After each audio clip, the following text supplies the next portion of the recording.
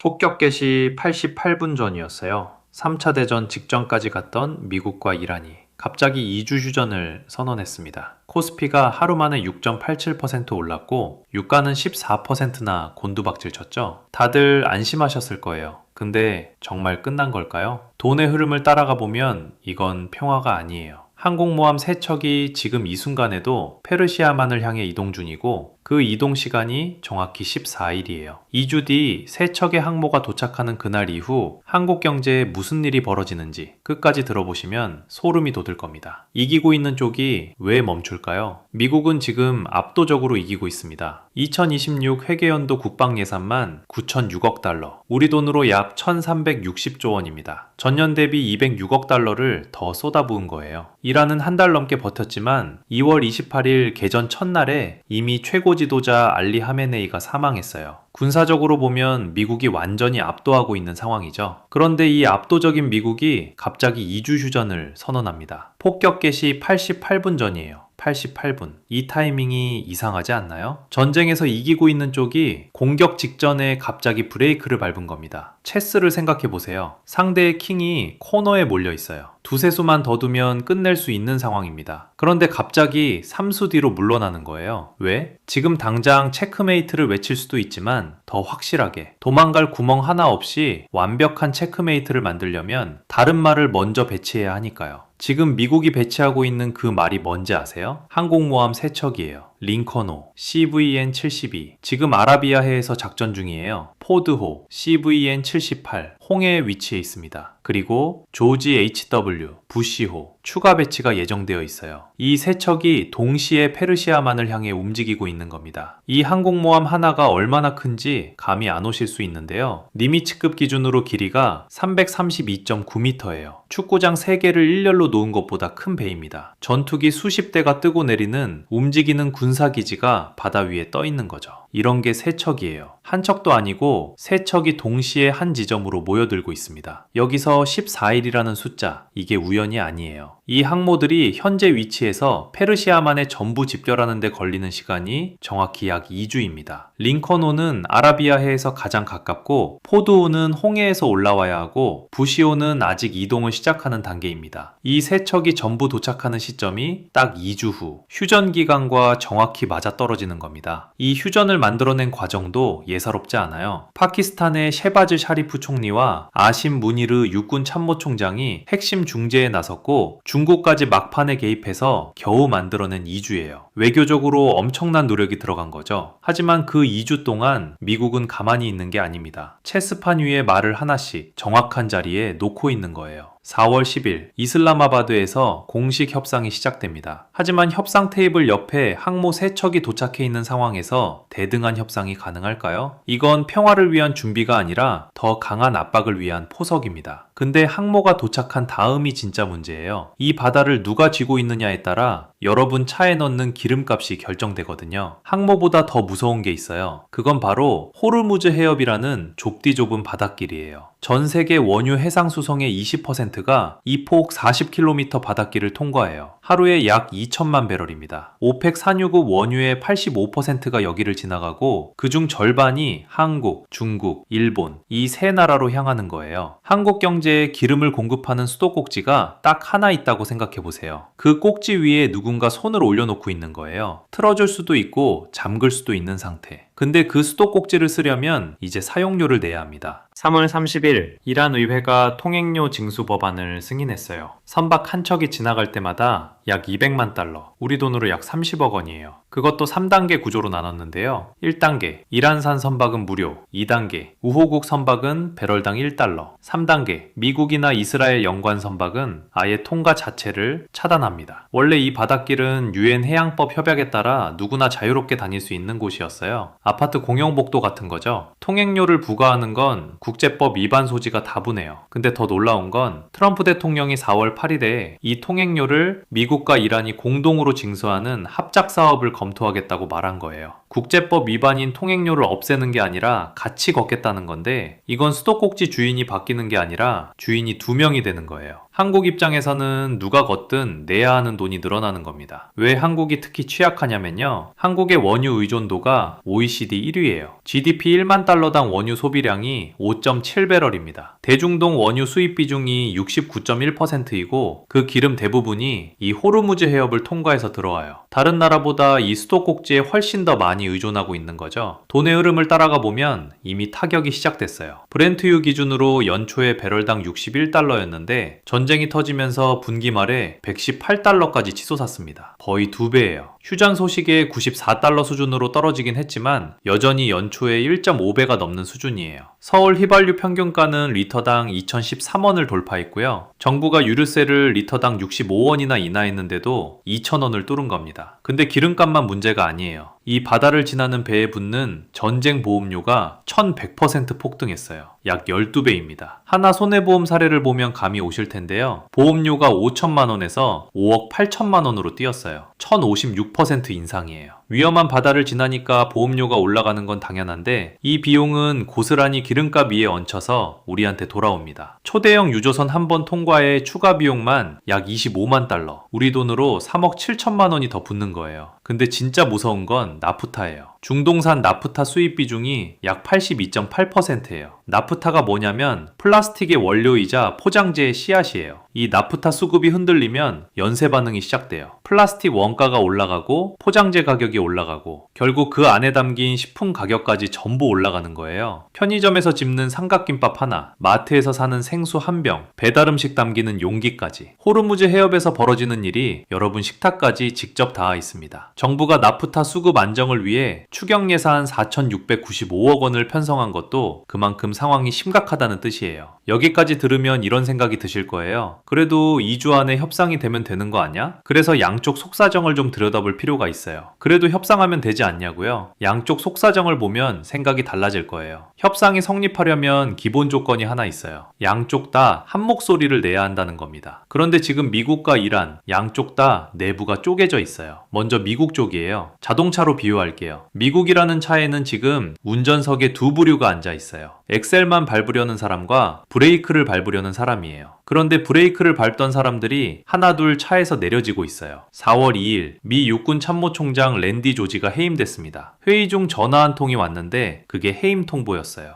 헤그세스 국방장관이 직접 내린 결정이었습니다. 랜디 조지만이 아니에요. 헤그세스 장관은 취임 이래 합참의장, 해군 참모총장 등 10여 명의 고위 군장교를 교체했어요. 군 수뇌부를 통째로 갈아치운 거예요. 이게 무슨 의미냐면 차 안에서 브레이크를 밟으려는 사람이 점점 사라지고 있다는 뜻이에요. 핸들을 꺾어서 충돌을 피하자고 말하는 사람이 없어지는 거죠. 남아있는 건 엑셀만 밟으려는 사람들 뿐입니다. 근데 더 불안한 건 이란 쪽이에요. 이란의 전 최고 지도자 알리 하메네이는 2월 28일 미 이스라엘 공습 첫날에 사망했습니다. 그리고 3월 8일에 후계자로 선출된 모즈타바 하메네이, 이 사람이 지금 쿰에서 의식불명 상태예요. 2월 28일 공습 당시 부상을 입었다는 건데 영국 더 타임스가 외교 문서를 근거로 보도한 내용이에요. 공개 석상에 한 번도 나오지 않았고 문서 성명 2번만 발표했어요. 사실상 권력 공백 상태입니다. 아까 자동차 비유로 돌아가면 이란이라는 차에는 아예 운전사가 의식불명이에요. 온건파 대통령은 협상을 원하고 강경파 혁명수비대는 끝까지 싸우자는 입장인데 이 둘 사이에서 최종 결정을 내릴 사람이 없는 겁니다. 2명이 동시에 핸들을 잡고 서로 다른 방향으로 꺾고 있는 거예요. 이 두 차가 마주보고 달려오는 중인데 누가 먼저 핸들을 꺾을까요? 그리고 이란이 내놓은 종전한 10개항을 보면 상황이 더 명확해져요. 호르무즈 해협 통제권 유지, 영내 미군 전투병력 철수, 대이란 제재 완화, 전쟁 피해 배상까지 요구하고 있어요. 하나하나가 미국이 절대 양보하지 않겠다고 해왔던 것들이에요. 미국 입장에서 이걸 수용할 가능성은 극히 낮습니다. 4월 10일 이슬라마바드에서 공식 협상이 시작됐어요. 테이블에는 앉았습니다. 그런데 한쪽은 브레이크를 밟을 사람이 사라지고 있고 다른 한쪽은 운전사가 의식불명인 상태예요. 양쪽 모두 한 목소리를 내지 못하고 있는 거예요. 이 상황에서 2주 안에 합의를 만들어내야 해요. 이 평화는 종이 한 장에 달려 있습니다. 바람이 불면 날아갈 수 있는 종이 한 장이에요. 그러면 2주 뒤에 진짜 뭐가 벌어질까요? 현실적으로 가능한 시나리오 4가지를 정리했어요. 하나씩 갈게요. 첫 번째, 스몰 딜. 부분적으로 합의하는 거예요. 호르무즈 해협 개방은 유지하되 통행료는 인하하고 이란 핵 문제 같은 큰 쟁점은 일단 보류하는 거죠. 국정원도 이 부분적 합의 가능성을 언급한 바 있어요. 이렇게 되면 유가는 배럴당 85에서 95달러 선에서 안정되고 기름값도 소폭 내려갑니다. 코스피도 완만하게 회복할 수 있어요. 환율도 1,500원대에서 1,400원대로 서서히 내려올 거예요. 근데 이건 근본적인 해결이 아니에요. 언제든 다시 불이 붙을 수 있는 상태를 유지하는 거죠. 두 번째, 확전, 최악의 시나리오예요. 협상이 결렬되고 미국이 대규모 공격을 재개하면 이란은 호르무즈 해협을 봉쇄할 겁니다. 이렇게 되면 유가가 배럴당 150달러를 돌파해요. 휘발유는 리터당 3,000원대로 치솟고 나프타 수급이 끊기면서 석유화학 공장 가동이 중단될 수 있어요. 소비자 물가는 5%를 넘기고 코스피는 급락합니다. 다만 현재 정보당국 평가로는 이 시나리오의 가능성은 낮다고 봐요. 근데 이건 최선과 최악의 경우예요. 문제는 세 번째입니다. 세 번째, 장기화. 이게 사실 가장 무서운 시나리오예요. 끝이 안 나니까요. 2주 휴전이 또 2주 연장되고 또 연장되고 결론 없이 질질 끌리는 거예요. 그 사이에 이란은 통행료를 계속 징수하고 이스라엘은 레바논 폭격을 계속하고요. 병원에서 수술 날짜를 잡았는데 환자가 계속 미루는 거랑 같아요. 다음 달에 할게요. 그 다음 달에 할게요. 병은 안 낫고 약값만 계속 나가고 그 사이에 증상은 점점 나빠지는 거죠. 한국 경제로 보면 유가가 95에서 110달러 사이에서 고공행진하고 5월 이후 소비자 물가는 3% 안팎으로 올라갑니다. 환율은 1,500원대가 고착돼요. 숫자를 하나하나 짚어볼게요. 석유 비축량은 정부와 민간 합쳐서 약 1억 5,700만 배럴, IEA 기준 8개월분이에요. 3월에 IEA 결정으로 2,246만 배럴을 방출했는데 이게 역대 최대 규모이고 러시아 우크라이나 전쟁 때의 2배예요. 그만큼 지금 상황이 심각하다는 뜻입니다. 정부가 17개국에서 대체 원유 1억 1천만 배럴을 확보했지만 이건 평시 물량의 60에서 70% 수준이에요. 나머지 30에서 40%는 메우지 못한 거예요. 나프타 쪽은 추경 예산 4,695억 원을 편성해서 수입 단가 차익을 지원하고 있는데 이것도 장기전이 되면 재원이 바닥납니다. 가장 무서운 건 불안이 일상이 된다는 겁니다. 매일 아침 기름값을 확인하고 환율을 확인하고 뉴스 속보를 기다리는 게 일상이 되는 거예요. 그리고 그 불안에 익숙해지는 순간이 제일 위험합니다. 네 번째, 빅딜, 꿈같은 시나리오예요. 이란이 핵을 포기하고 호르무즈를 완전히 개방하고 대신 제재를 풀어주는 거죠.